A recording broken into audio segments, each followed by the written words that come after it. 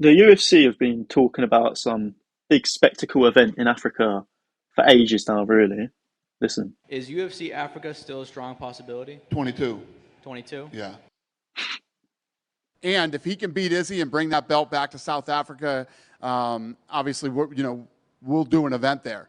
And if heard it from the man himself. They'll do an event in South Africa, in Africa. They lied. PFL, they've beaten them to it. Francis Ngannou and PFL have beaten them to it.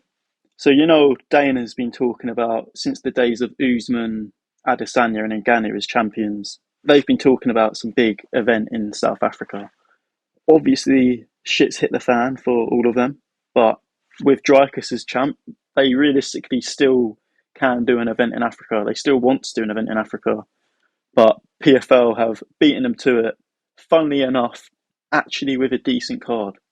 And what makes this even funnier is, well, Francis Ngannou is the chairman of PFL Africa.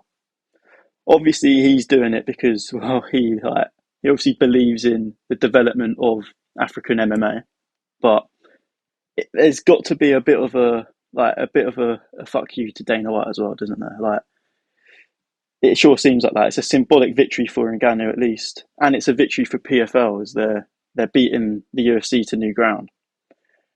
And it's interesting because PFL Cape Town and UFC 318 are on the same day. And if you look at the events, they're actually quite competitive because apart from the main event of UFC 318, like Vittori Allen, that'll be alright. That'll be an alright fight.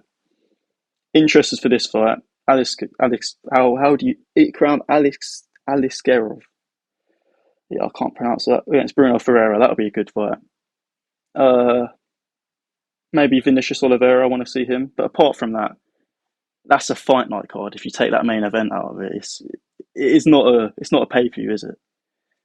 This is Cape Town, PFL Cape Town. These three fights: Johnny Evelyn, Dakota Dicheva, AJ McKee, Magomedov.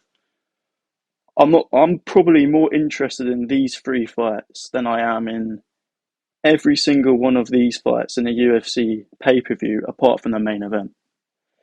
And even then, the main event's not like it's obviously a strong main event because it's Holloway versus Poirier, but it doesn't make a ton of sense, I don't think.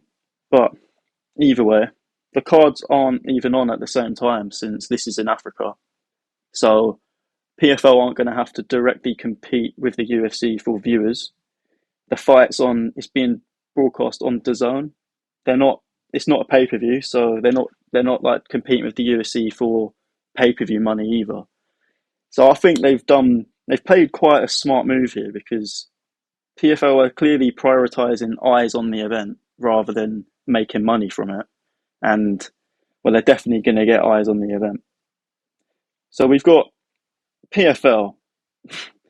We know that they've got a seasonal format where it's only possible because they're propped up by investors. They've got private equity firms, they've got hedge funds, venture capitalists, all like just giving them money.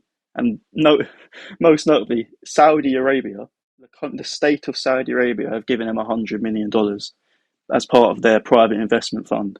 If you follow football, they're just throwing money everywhere in football, buying Newcastle, doing the same to golf. They're probably doing the same to a bunch of other sports washing, but yeah, as you do. PFL, they're being propped up by all this money. So this seasonal format, they do the $1 million prizes. They focus on fighter, like treating the fighters well, giving them what is it, a greater share of like revenues. They allow them to do crossover events as well. Well, they allow Ngannou to do crossover events, but no one else gives a fuck about anyone else, to be honest. But they probably have the option to do it. All this is possible for PFL because they're getting all of this money from these investors. They're being propped up by all this investment capital that they're just going on massive spending sprees to try and stimulate long-term growth. They're just spending loads of money to try and disrupt the UFC's dominance. That's what they're doing realistically. And I mean, it's working. They have an innovative approach, but all they're doing is giving fighters a bigger a bigger slice of a much smaller pie.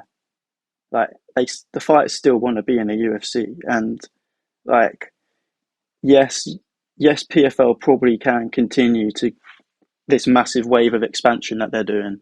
Because they don't need to worry about pay-per-view sales. They're not reliant on pay-per-view sales or ticket revenues.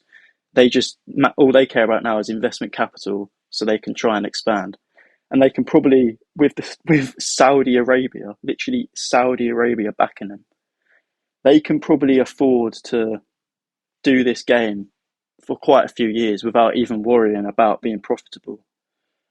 But at the end of the day, the reality is PFL fighters, Dakota Teixeira, Johnny Eblen, maybe not Johnny Eblen, but they want to be in the UFC. They're probably like Dakota Teixeira will be in the UFC soon.